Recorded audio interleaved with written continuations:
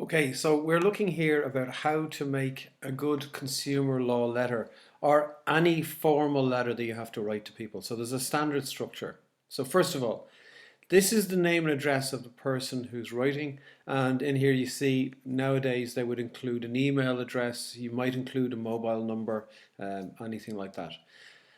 This is the name and address of the person you're writing to, and underneath it we have a date, the date that's written. Now you could write the date underneath either address, but I put the date here uh, under the name of the person who I'm writing to. So top right hand corner is the writer of the letter, the person you're writing to is below it and to the left.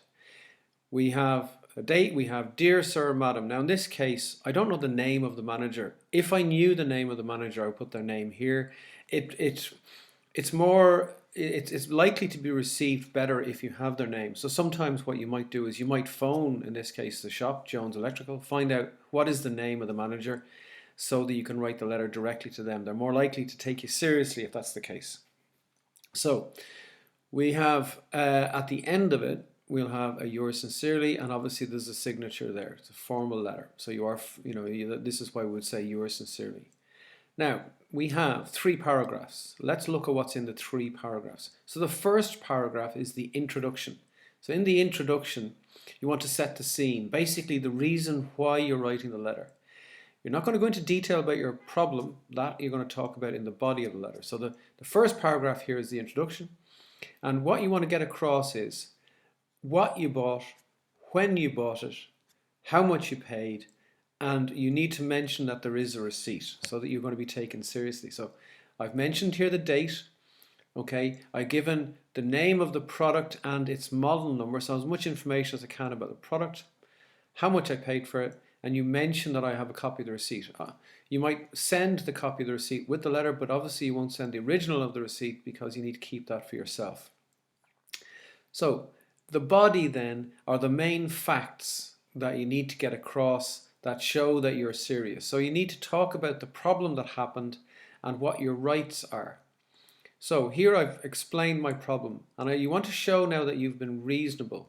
So when I got home, I unpacked it and following the instructions, I plugged it in to set it up. So I did everything that I should have done, that is reasonable to expect me to do.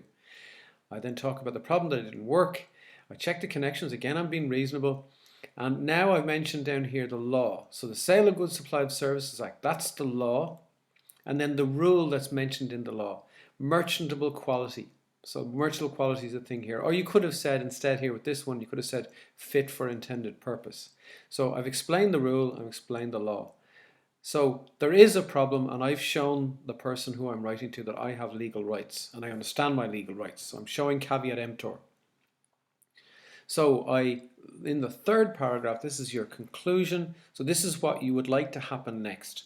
So in this case, I'd like a replacement. I was happy with the TV. It was the right TV. It just didn't work. So I'd like a replacement. I could have said, could I have my money back, please? But here I'm looking for a replacement. And I'm looking for them to contact me. So the next step has to be them. If they ignore me, well then I can go one step further. And obviously I've signed it. Okay, so that's how to do a formal letter.